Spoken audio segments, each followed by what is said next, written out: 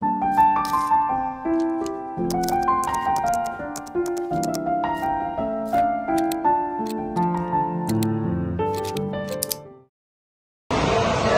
semuanya, kami lagi di Museum 10 November. Perkenalkan, nama aku Fiskuladani, NPM 049. Perkenalkan, aku Felisa Adianti dengan NPM 026. Perkenalkan, nama aku Natanila dengan NPM terakhir Pendidikan. Perkenalkan, nama saya Vanessa Ramadhani dengan NPM 012. Dan aku perkenalkan Saul Medika Azhara, bisa dipanggil Saul dengan NPM 020. Jangan lupa tonton video ini sampai akhir ya teman-teman. Dadah! Museum 10 November terdiri atas 2 lantai. Di lantai dasar museum ini Anda akan disambut dengan berbagai koleksi seperti foto-foto, diorama, monumen kecil, dan relief yang mendokumentasikan perjuangan pahlawan-pahlawan kita. Terdapat ikonik diorama yaitu pidato heroik Bung Tomo di radio yang bersejarah. Yang memberikan suatu ancaman kepada kita semua. Kita diwajibkan untuk dalam waktu yang mereka tentukan menyerahkan senjata-senjata yang telah kita rebut dari tangannya tentara Jepang. Pada lantai ini juga terdapat foto-foto dokumentasi masa pasca proklamasi. Halo teman-teman, di sini aku mau nunjukin peta jalur pengungsian. Jalur peta pengungsian ini tuh dilakukan ketika padang ada pertempuran di Surabaya. Jalurnya ada di Malang, Sidoarjo, Mojokerto, dan Gresik. Ini petanya teman-teman. Pada Museum 10 November terdapat diorama elektronik yang memberikan pengalaman interaktif bagi pengunjung. Diorama ini dilengkapi dengan animasi dan presentasi multimedia yang hidup.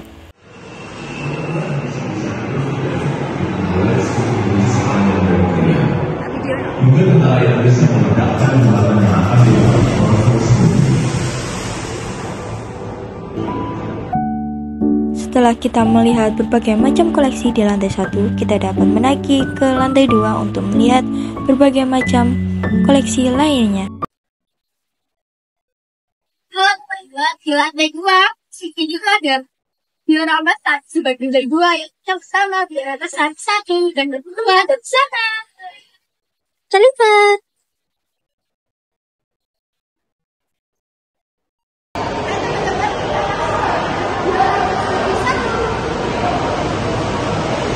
Pada diorama statis 1 menggambarkan suasana awal pertempuran 10 November 1945 di Surabaya. Diorama ini menampilkan para pemuda pejuang Surabaya yang bersiap menghadapi serangan pasukan sekutu. Adegan dalam diorama ini dibuat dengan sangat rinci, memperlihatkan para pejuang yang mengenakan seragam tempur dan memegang senjata. Ada juga latar belakang bangunan yang menunjukkan kondisi kota Surabaya pada saat itu. Diorama ini bertujuan untuk menggambarkan semangat perjuangan dan keberanian para pemuda Surabaya dalam mempertahankan kemerdekaan Indonesia dari penjajah. Sekarang kita ada diorama statis 2. Sebelum memasuki diorama statis 2 akan disajikan gambaran dapur umum pada masa itu. Ketika memasuki diorama status 2, terdapat lukisan bersejarah pada sisi kanan dan sisi kirinya. Pada diorama status 2 menggambarkan adegan penting lainnya dalam pertempuran 10 November, yaitu terdapat gambaran ekspedisi Pulau Nyamukan.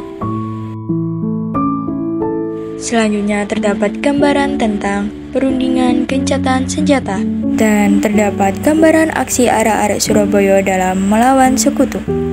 Pada diorama ini menunjukkan betapa gigihnya perjuangan para pahlawan dalam mempertahankan setiap inci wilayah Surabaya.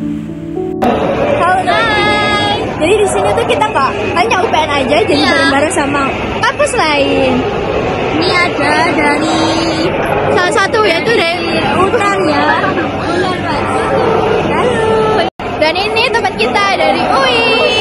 Say hi.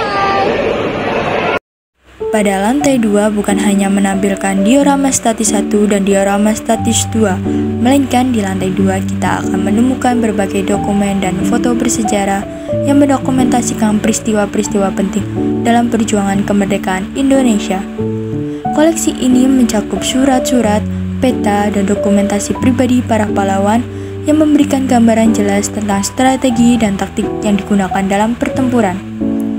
Selain itu, di lantai 2 juga menampilkan berbagai senjata dan perlengkapan militer yang digunakan selama pertempuran. Koleksi ini meliputi senapan, pisau, granat, dan peralatan medis yang digunakan oleh para pejuang.